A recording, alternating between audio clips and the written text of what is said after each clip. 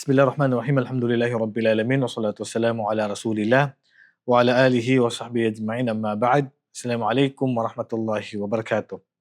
So ngayon bilang pagpapatuloy sa ating talakayin kaugnay sa Al-Arba'in an-Nawawiyya, ang 40 hadith na inipon ni Imam an-Nawawi rahimahullah. Dadako na tayo ngayon sa ika-20 na hadith, Al-Haya'u min al-Iman. Ang pagkakaroon ng hiya ay kabilang sa pananampalataya. Sa hadith si Ibn Mas'ud, Abi Mas'ud, Uqba bin Amr al-Ansari al-Badri radiyallahu anhu qala qala Rasulullah sallallahu alaihi wasallam inna mimma adraka an-nas min kalami nubuwati al-ula idza lam tastahi fasna ma'ashiyat rawahu al-Bukhari. Isa sa mga na kuha ng mga tao at namana ng mga tao na salita ng mga propeta. Ibig sabihin, namana ng salita ng mga propeta, ito yung sinasabi nila, idza lam tastahi fasna ma'ashiyat. Pag nawalan ka na talaga ng hiya, gawin mo na lahat ng gusto. Ibig sabihin, pag ang tao wala ng hiya, gagawin niya lahat ng gusto niya, walang pumipigil sa kanya. So, makasalanan ng tao na yun. So, ang pagkakaroon ng hiya ay kabilang po sa aral ng ating relihiyong Islam. Pangalawa, karugtong nito, ika-21 hadith, al-istiqama bil Islam, ang pagiging matuwid sa ating relihiyong Islam.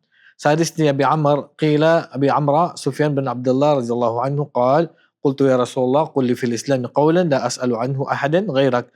Sabi ng sahaba, sabi niya, Rasulullah, magsabi ka sa akin ng tungkol sa Islam ng salita na hindi na ako magtatanong maliban sa iyo. Sabi ng Propeta sallallahu alaihi wasallam, "Qul amantu billah thumma istaqim." Sabihin mo ako ay nananampalataya sa Allah pagkatapos ay maging matuwid ka. So, yan yung pinakamainam na gawain. Manampalataya ka sa Allah pagkatapos ay maging matuwid tayo. Rawahu Muslim. Pang 22, at-tariq fil jannah, ang daan sa paraiso. An Jabir bin Abdullah al-Ansari radhiyallahu anhu anna rajulan سأل الرسول صلى الله عليه وسلم فقال أرأيت إذا صليت الصلوات المكتوبات أو إذا صليت الصلوات المكتوبات وصمت رمضان وأحللت الحلال وحرمت الحرام ولم أزد على ذلك أدخل الجنة.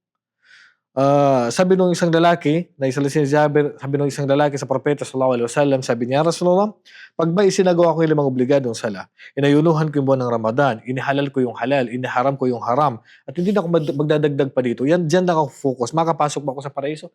Sabi ng Propeta sallallahu alaihi wasallam, naam, rawahu Muslim. Wa ma naharamtul haram ay itsanabtuhu wa ahlaltul halal fa'altuhu mu'taqidan hillahu.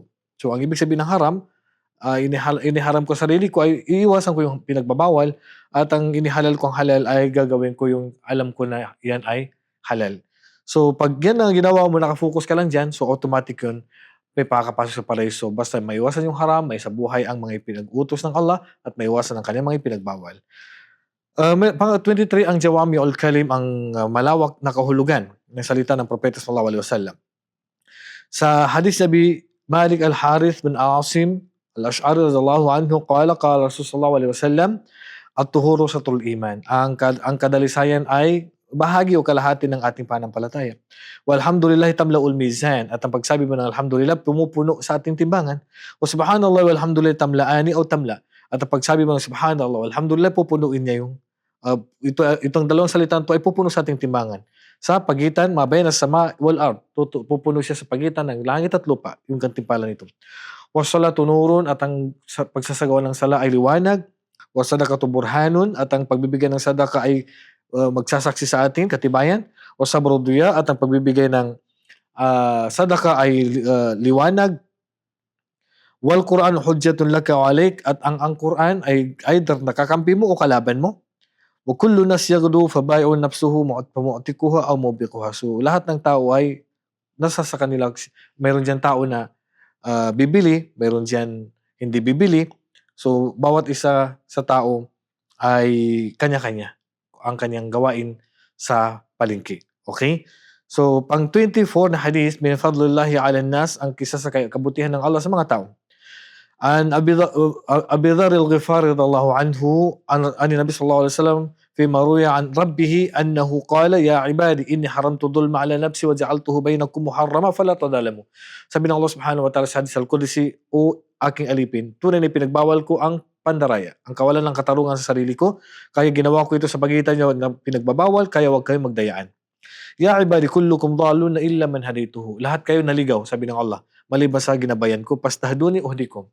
Humingi ko sa akin ng gabay, gagabayan ko, sabi ng Allah. Ya ibadi kullukum jai'un illa man at'amtuhu, pastat'imuni ut'imukum. O mga alipin ko, lahat kayo ay gutom at pinakain ko kayo. Kung humingi ka sa akin ng pagkain, bibigyan ko kayo ng pagkain. Bibiyayaan ko kayo. Ya ibadi kullukum 'ar illa man kasawtuhu pastaksuni aksukum. Lahat kayo ay walang damit, kaya humingi ka sa akin ng damit, susuotan ko kayo. Ya ibadi innakum tukhti'una bil-laili wan-nahar wa ana aghfiru dhunuba jami'an fastaghfiruni aghfir lakum. O alipin ko, nagkakamali ka sa araw at gabi, humingi ka sa akin ng kapatawaran, bibigyan ko kayo ng kapatawaran. So, ang Allah Subhanahu wa Ta'ala ay tunay na siya ay mapagpatawad. Kaya nga ang Allah Subhanahu hindi mababawasan ng kanyang kapangyarihan kung tayo ay gumawa ng kasalanan, at hindi rin mababawasan ng kanyang kaalaman kahit na tayo ay magsama-sama na sa isang tao sa isang pananampalataya, hindi mababawasan ang kaalaman ng Allah Subhanahu wa Ta'ala at kanyang kapangyarihan. Ganyan po kamakapangyarihan ng Allah, kaya siya lamang karapat-dapat sambahin. Rawahu Muslim, wallahu a'lam, wa sallallahu ala nabiyina Muhammadin wa ala alihi wa sahbihi ajma'in. Assalamualaikum warahmatullahi wabarakatuh.